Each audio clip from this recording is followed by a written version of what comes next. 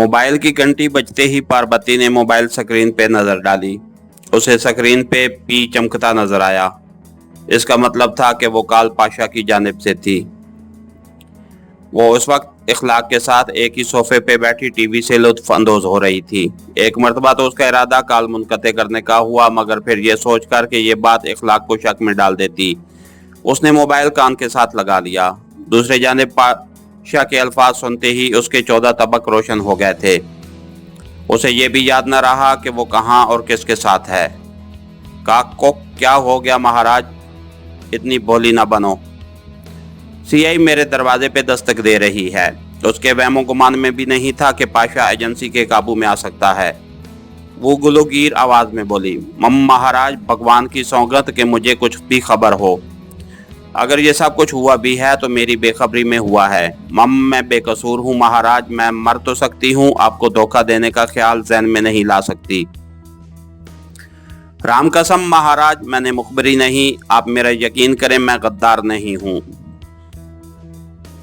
झूठ बोल रही हो तुम महाराज, मेरा यकीन करें। वो जोर जोर से रोने लगी। फिर उसे ऐसी आवाज़ सुनाई दी जैसे किसी ने दरवाजे को टक्कर मारी हो। उसके साथ गोली का धमाका हुआ। उससे मुतसिल 2 और धमाके हुए और उसके कानों में एक जोरदार चीख की आवाज़ आई जो उसके अंदाजे के मुताबिक चंद्रपाल की थी। महाराज महाराज, क्या हो रहा है? हाय राम, भली कर, तुम रिवाल्वर फेंककर अपनी जान बचा सकते हो। ये आवाज़ वो लाखों में पहचान सकती थी।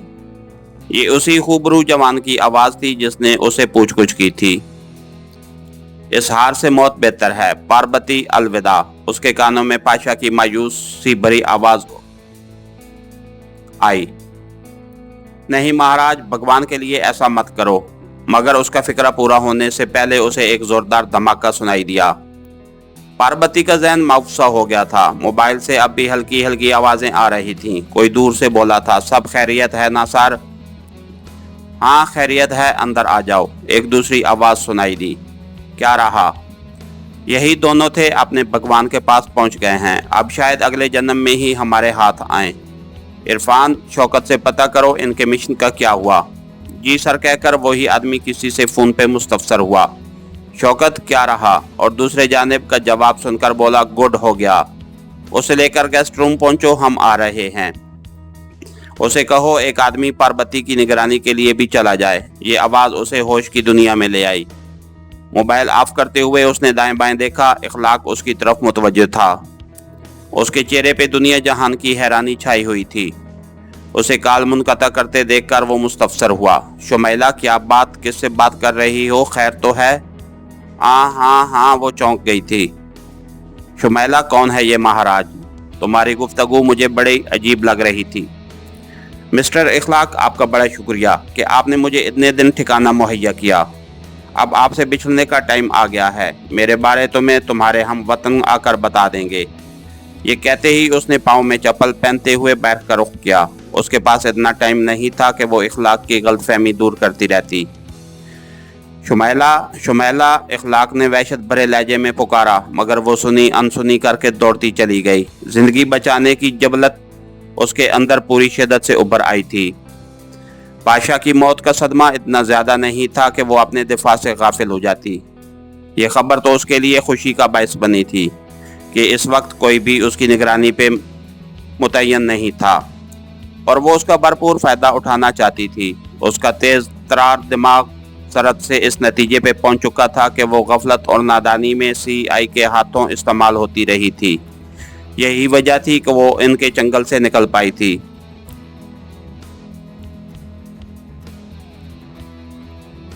वो दौड़ते हुए बैरूनी गेट तक आई और गेट से बाहर आते ही तेज तेज कदमों से चलने लगी। वो जल्द अज जल्द वहां से दूर निकल जाना चाहती थी।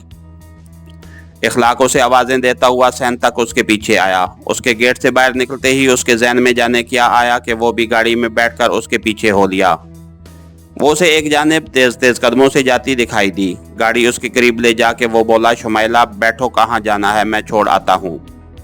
उसके इल्तिजाइया लहजा सुनकर वो कार के करीब होकर बोली, प्लीज़ इखलाक तुम चले जाओ, तुम्हारी बेहतरी इसी में है, मुझे एक सपना समझ के बुला देना।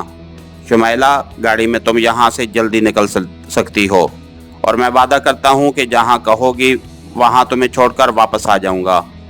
मुझे पता है कि तुम्हारा ताल्लुक किसी मुजरिम तंजीम से है। तुम्हारा नाम भी शुमैला नहीं है, मगर मैं दिल के हाथों मजबूर होकर आखिरी दफ़ा तुम्हारे काम आना चाहता हूँ। प्लीज़ बैठ जाओ, देर हो रही है, ये ना हो तुम्हारे दुश्मन यहाँ पहुँच जाएं।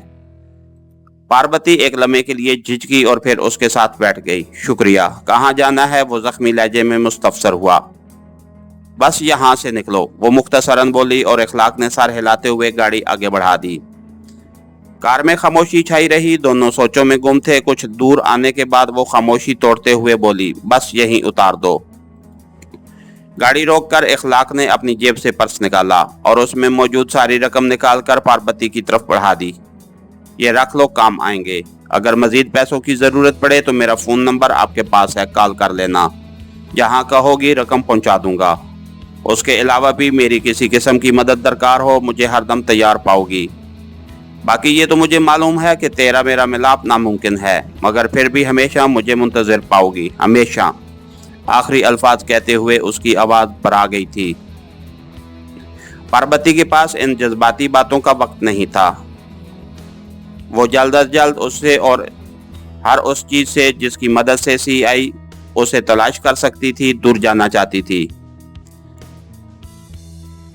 मगर इखलाक की मोहब्बत देखते हुए उसने तसल्ली के दो अल्फाज बोलने ज़रूरी समझे। इखलाक साहब, काश मैं तेरी तमाम ख्वाहिशात को पूरा कर सकती। मुझे मजबूर समझते हुए माफ़ कर देना। अपना ख्याल रखना। ज़िंदगी ने मोहलत दी तो मैं एक दफ़ा ज़रूर तुम्हारी मेहरबानियों का शुक्रिया अदा करने आऊँगी। और हाँ, अगर कोई सरकारी आदमी मेरे बारे तफ्तीश करता हुआ आए तो जो तुम्हें मेरे बारे मालूम है उसे सब कुछ सच सच बता देना। कोई बात छुपाने की ज़रूरत नहीं, उसी में तुम्हारी बेहतरी है। Good bye. उसके हाथ से रकम लेकर उसने उसकी हथेली पर एक बोसा दिया और गाड़ी से नीचे उतर गई। जल्द ही वो बाजार की भीड़ में गुम हो गई थी। जब तक वो नज़र आती रही, इखलाक वहीं गाड़ी रोके उसे देखता रहा। वो उसकी ज़िंदगी में एक ख्वाब की सूरत दाखिल हुई थी और ख्वाब तो होता ही टूटने के लिए है। इसके साथ ही हमारी आज की एपिसोड का इख्तिताम हुआ। कहानीगर चैनल को लाइक कीजिए, सब्सक्राइब कीजिए और बेल आइकन को प्रेस कर दीजिए ताकि हर आने वाली नई वीडियो आप तक बर वक्त पहुँच सके। शुक्रिया।